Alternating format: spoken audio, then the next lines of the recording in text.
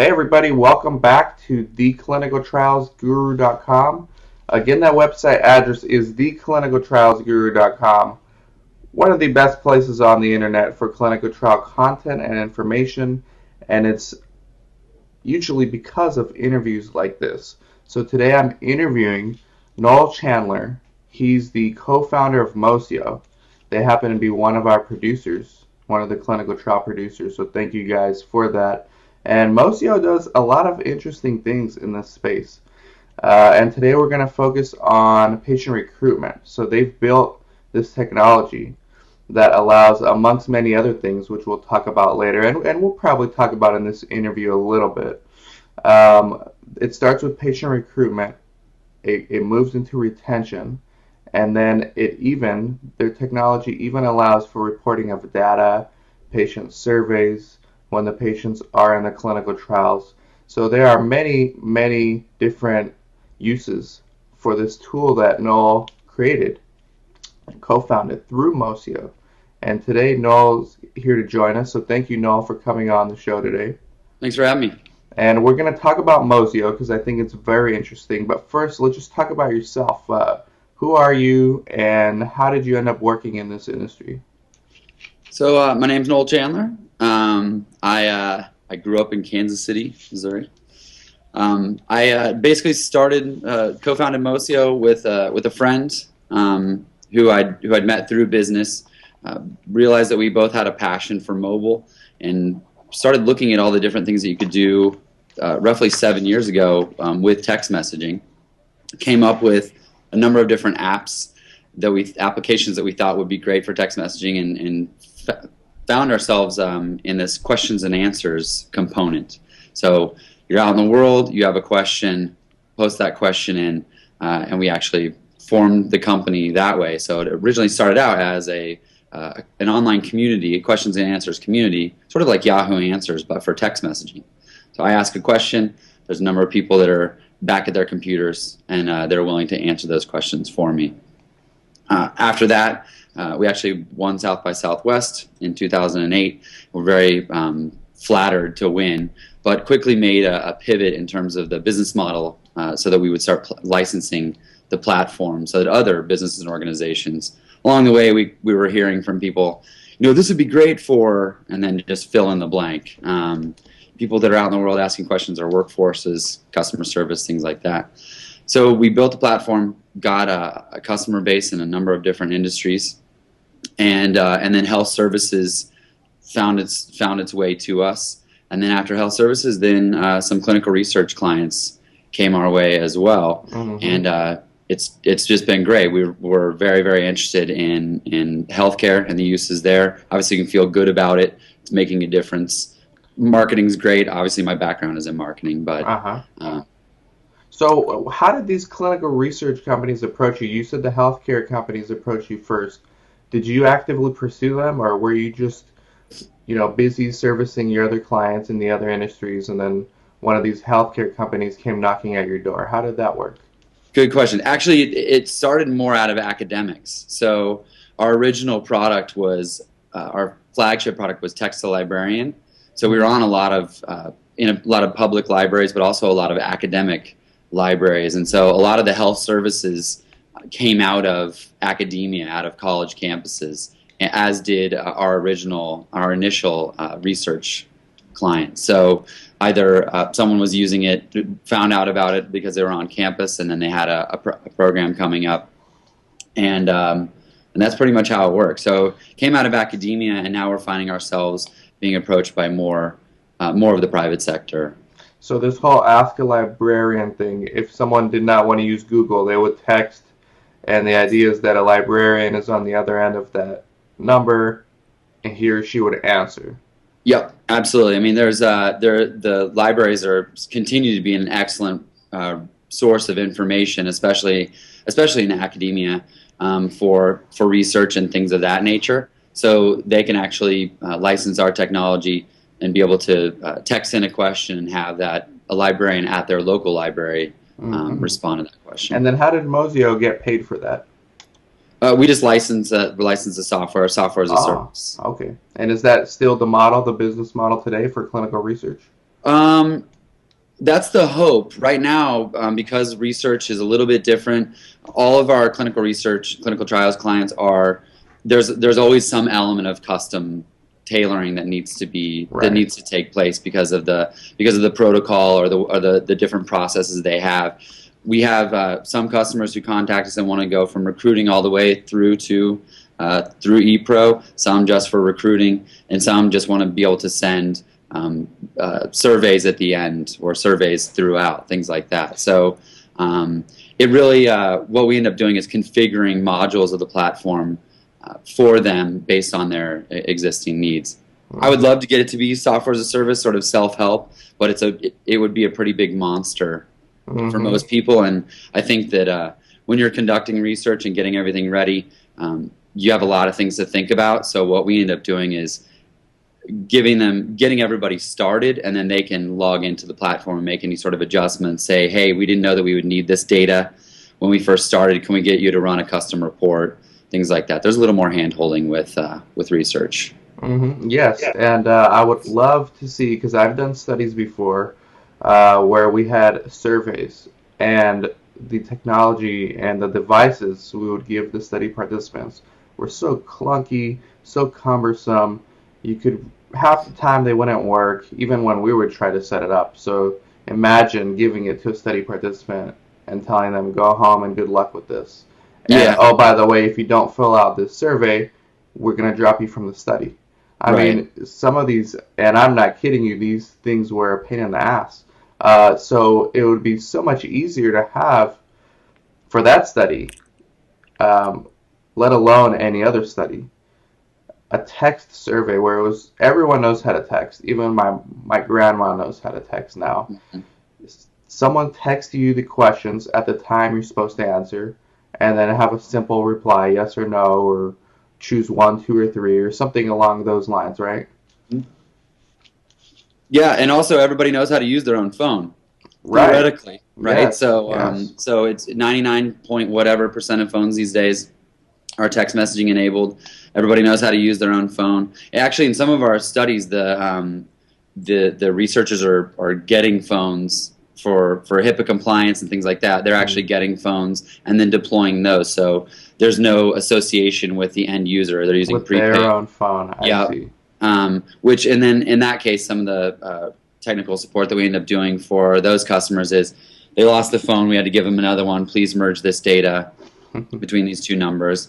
So it's definitely every program that we're doing is interesting for sure. But that's I think that's the biggest level of excitement about text messaging is that in mobile for the most part everyone's kind of blown past it as this important. Oh yeah, everybody does it, but it really is the best and most cost effective way to reach people that are on the go or sitting in front of their computer for that matter. Yeah, I know for myself. I mean, when people call me, it's almost like I'm thinking, why are you calling me? You know, I've become so Right. entitled now. I'd Right. rather just get a text and conversate that way. I mean, it's very rare where I'll actually answer my phone. I really prefer text messaging. So I think this is definitely the way to go for the future for clinical research. And we're going to talk about the recruitment aspect now, but I'm a fan of lifestyle businesses, and I just wanted to spend a little bit of time, maybe just 1 or 2 minutes, talking about Tim Ferriss and the 4-hour work week and how that influenced you. I think it's very interesting setup you have now. Can you just tell us a little bit about it? Yeah. So we talked a little bit about that. I well, the company actually was originally founded with the two of us separate. So my business partner was originally in San Francisco, and so was I. And then he and his wife moved to Bonaire. So we essentially built the initial workings of the platform and one South by Southwest with him living in another country. It ended up being great because with different time differences of wherever he's been, someone's always minding the store, so to speak. But anyway, so they moved back to San Francisco. We built a little bit longer, and then about a year and a half ago, I had the book, by the way, sitting on my shelf for 2 years after I bought it, Okay.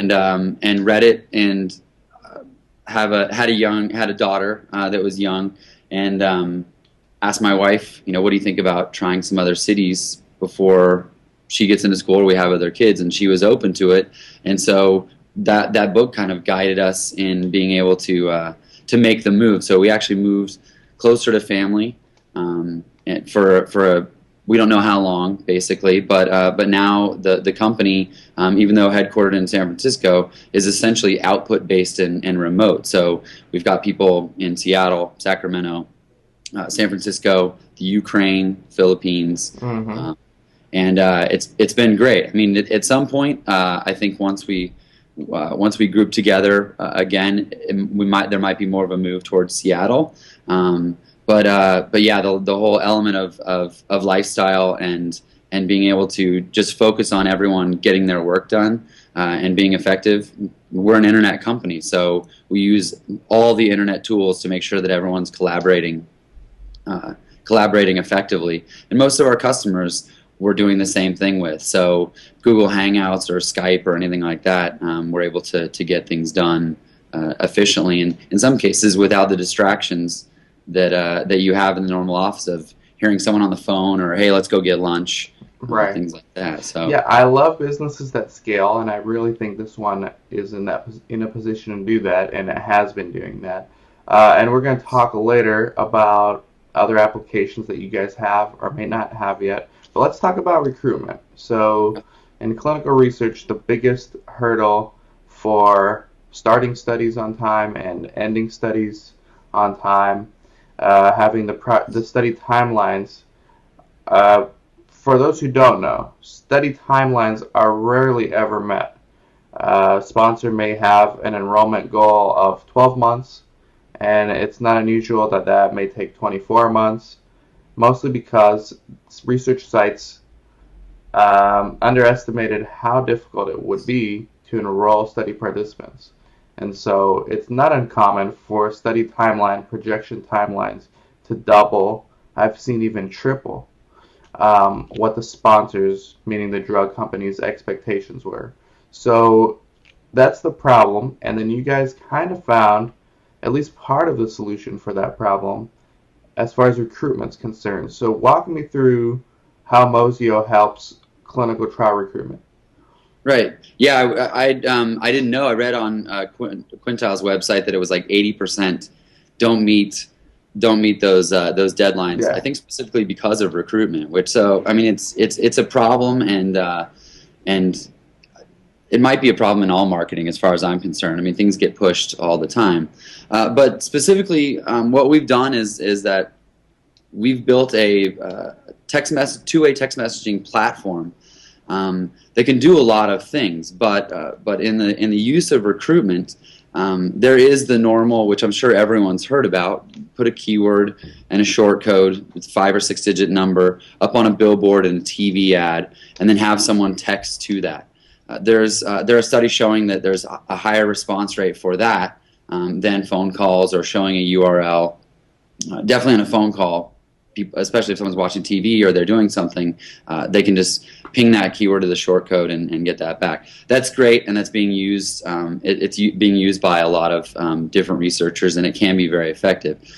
The interesting thing that can be done is actually what happens afterwards. So, and I don't want to be too self-serving on this. I'd rather be educational so people can make their choice with who it is they want to use. Sure. But there's things that you can do, such as do a pre-screener survey. So I've seen keyword to short code where it just pings back and says call this number and ask for Bob or Sue or whatever. So you're essentially just getting the phone number to them. Right. It's great. You're on their phone. They're somewhat engaged. But a pre-screener, asking them a couple of questions ahead of time, you're actually reducing the number of calls to the call center or the site to get them a little further through the filtering system, and you can actually. Depending on if you ask them for a zip code or whatever, you can actually get them to the closest site effectively in real time so that they can get back to that person as quickly as possible. People who are qualified and actually close the loop quicker, so to speak. And so that's you can also send back mobile web forms. I mean, you're making the assumption that people have smartphones at that point. But there's a lot of things that you can do besides just send information back when they ping that keyword in the shortcode. some of the other things that some of these we're not even seeing, but I think that could be very, very useful. And obviously, it's great that we're on here. Is that there's things that you can do regarding questions and answers. If you have a question about something, then you can text it in, whether it's a condition or a disease, things like that. So start with that help component, or simply learning more. Why should I be in a clinical trial? I think that most people don't just decide that they want to, they want to be in one. There's a valid reason. Yeah, it sounds scary to think about studies and research studies. The first thing that pops up in most people's heads is guinea pigs or lab rats, and no one wants to be involved with that. So how would that work? Because I'm interested in that. I understand having an ad on TV and then having a number that says text here, text study here, and then they either get someone's number or they get a survey, like a pre-screening survey. But what about what you're talking about now? How would that person end up texting? Yeah, so based off of content, like questions and answers. So a kind of a perfect example. When I was in college, the first clinical trial that I was in was I have hay fever, and I think Seldane's patent was expiring. So I saw this ad for a clinical trial that was for people with hay fever. And so I sat in a parking lot. And I was in college, so it was the perfect crime. I was sitting in a parking lot all day. I got paid to take this drug. I think I got the placebo because I was miserable, most of the afternoon. But anyway, so in that particular context, maybe asking additional questions about, do you have any information? Would you like any information about hay fever? So I'm sort of in many ways self-filtering through the content of my question and getting that sort of attention. There's also, and this is not necessarily in a question and answer sense, but Novartis is kind of famous in text messaging for doing the pollen count text message alerts. So, and that wasn't for research, it was to promote a nasal spray or for allergies. So it was awareness of allergies. Yeah. So is this get a text message when the pollen count is high in your particular area. So but how would you opt into that? If, let's say, I was interested, would I go on a website, or how would I opt in? As a volunteer or a patient? Yeah. You could do two things, maybe even more, but the two I can think of are you would text a keyword to a short code. So you could text pollen count to if we set it up on ours. But and then you would that would essentially opt you in to get those alerts. You can also would that be because I saw a TV ad or went on a website, or which one would work more effectively? It's tough to say. If you're on a website, then you could there's little widgets where you just type in your number and it would send you a one-time text message that you'd have to reply to. One of the things that we find is that even though everyone understands text messaging, there's still a lot to learn about how you can go about it. We get calls from researchers who think that we have a database of numbers and we can just start texting people in an area, and it's a huge no-no. You can't. Absolutely. That's HIPAA violation, right? Actually, it's just violation of the use of the short code. It's spam. And you don't know if they're on the do not call list and things like that. Because I'm also a realtor in my other life, and we're trained from day one. Like, you got to check the do not call list because half of the people are on it already. Yeah, and we just avoid the do not call list altogether by making people actively opt in. So you can't call us with a database of phone numbers and get a bunch of people send text. So that would be the shortcut, right? So you've actually been approached by CROs or even pharma companies that would ask you that?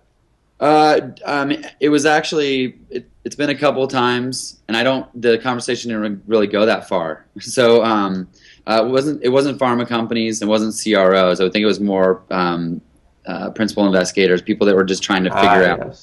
Coordinators that were trying to get information, like, hey, figure out if we're having a hard time in this area of Connecticut or whatever. Can we find people that way?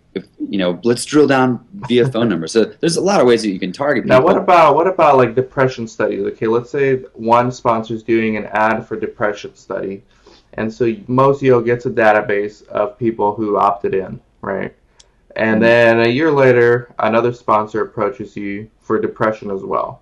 Are you allowed to use the numbers from the first campaign, or you got to start all over No, again?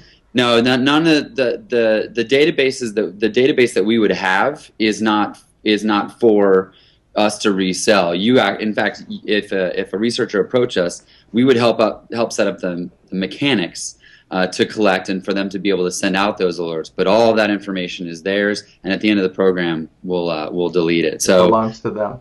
yeah, belongs to them. That's what I would imagine, but I would assume that people have tried asking you for that kind of stuff. Yeah, they assume that we have all sorts of information. People just need to get it done. I mean, that's what it is. We can't blame them for wanting to get their jobs done as efficiently as possible, especially because there tend to be specific budgets for recruiting, or in some cases, not. I guess. So you can't blame people for asking, but at the same time, we take everything very seriously along those lines, and we're not going to screw up the channel for everybody just because someone needs to get something done, quickly. So the It's not even it wouldn't even be possible if someone if it wouldn't even be possible if someone decided they wanted to get tenacious and do it. They couldn't say, "Oh yeah, I'll send these out to the database." It doesn't work like that. So the pre-screening thing I understand, and I especially understand having a TV ad show up saying text this number. Now, what about content marketing like blogs? Let's say I have diabetes and I go on a website. I'm on a blog, a popular blog that's talking about diabetes. Um, do you have a presence there as well? Yeah, I mean that's one of the other things that I think could be great in terms of just education, is tips for living with diseases. So and by the way, these are some of our other customers in healthcare are sending out active tips to people that are living with specific diseases, or our question and answer components to those. So I think that one of the things that we're finding really interesting, just in marketing in general, is that these days you don't just show an ad and have someone show up. Oh great, I've been looking for this my whole life. There has to be something else that they're looking for. There has to be some sort of engagement mechanism that's there. And with alerts, whether it's tips, tricks, things like that, there's a great opportunity there for people. Also, I think it's 80% of people have done health research online, and 50% of those have done that research for another person. So surrogate research, they call it. So there's also that opportunity for and I know it's a little bit removed, but tips for living with someone that has these particular diseases, how to support them, things along those lines. So there's a lot in the text message alert, the subscriber list, that I think can be done. And then also there's the natural sign up if a site or our CRO wants to set up their own list and just send out announcements of new studies. They can do that as well. Obviously, they'll have to target those at the registration level to figure out what to send to people. But all those things are possible. So this is kind of like the new email list. Like for those people out there watching who don't know, for a blogger or for any blog period, whether it's a one-man blog like my show or my blog, or a huge blog like Huffington Post, one of the most important things, one of the most valuable assets, and correct me if I'm wrong at all, that blog can get is your email address. And I think what you guys are doing is just taking that one step further. You're now getting something even more valuable, and that's their phone number.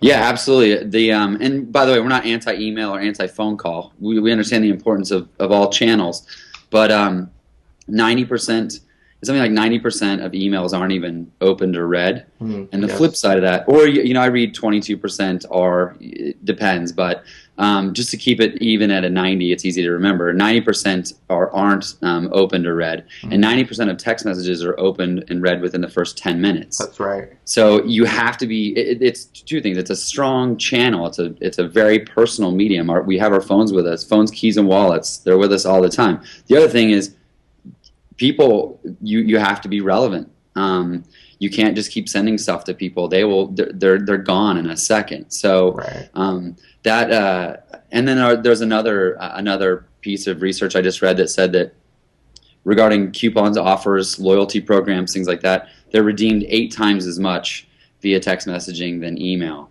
Email's still going to be a strong channel, but the text message. I mean, even if we're sitting here talking, I get a text message on my phone. I can't help it. I'm going to look down Yeah. Yeah. at my phone As opposed to getting an content. email. I mean, you may or not see it. Now, what Gmail did is they have separate tabs for promotion, one for promotion, so some of these bloggers end up in people's basically spam box. But I think texting is the next wave of things. And you guys are doing it early because there's a saying that marketers ruin everything. And they've kind of ruined email already. So text messaging is next, but we've got a long time to go before it gets ruined. Okay, that's very interesting. And next time we'll talk about retention.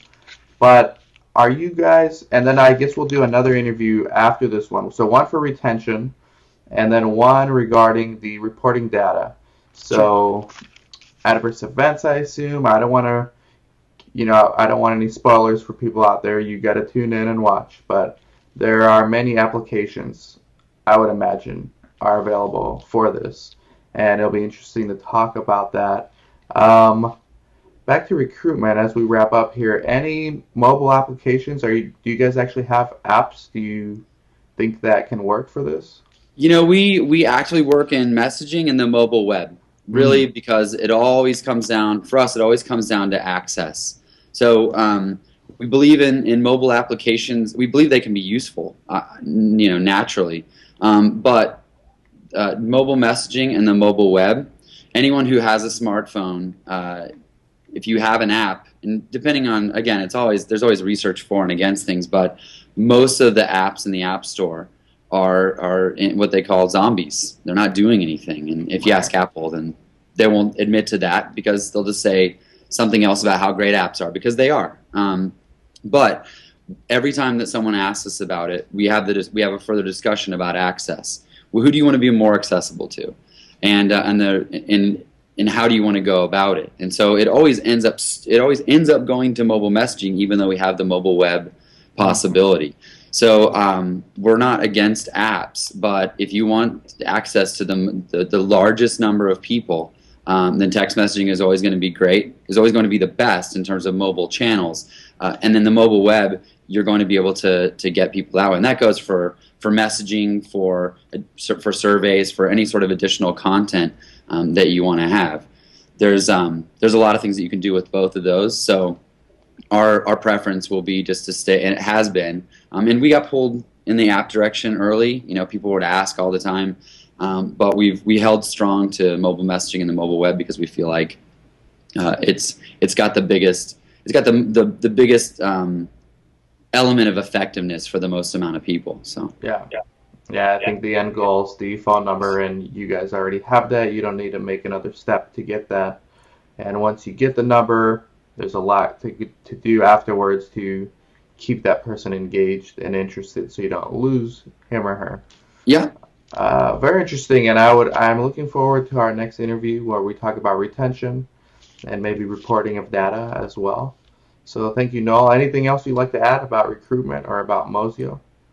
Not really. I mean, just there are different ways that you can go about this. If anyone has any questions, obviously there's no obligation, but definitely ask. We do a lot of education in the marketplace of what can be done. Some of my most interesting and fun phone calls are for people that they call with one idea, and then they get it, and then it turns into this active brainstorm of all the things that you can do. And I think that's great because it shows that people are interested, and then once they start figuring out what they can do, then it just helps. It helps the entire industry. So we're excited about that. And that's Mosio, Mosio. Go to the website mosio.com, right? Yeah. And if they want to reach you, how can they do that? No. They can go to the website. You can email me at Noel, Noel, @mosio.com. I'll give you my phone number on here too, 415-756-0123. Okay, that's how you can reach Noel, and thank you very much. I'm looking forward to part 2 of this interview, and I want to give my Clinical Trial Guru producers a shout out. Sarah Elizabeth Siegler, Resolve Research Solutions, Accurate Clinical Trials, Erdar Clinical Trials, PTNR, Patrick Stone, Darshan Kulkarni, Biopharm Systems, Zymewire, Mosio, South Coast Clinical Trials, Breakthrough Clinical Trials, and St. Paul Medical Research Center in Miami, Florida. Thank you all very much. Thank you, Noel, and looking forward to doing part 2. Thanks a lot, Dan.